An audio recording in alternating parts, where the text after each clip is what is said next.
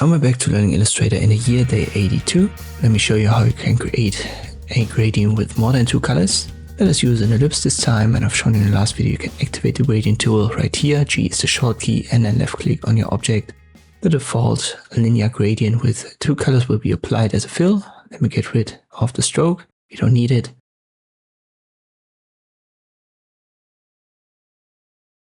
And I've also shown you can select these color stops, so these circles on the line, and then you can change the fill color right here. Let me make that blue to red. But what if you want to add more than these 2 colors?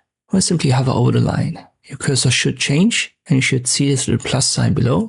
And when that is shown, you can just left click and a new color stop will be added. And then you can change the fill up here. You will also get a new midpoint right here. So this for the balance between the 2 colors.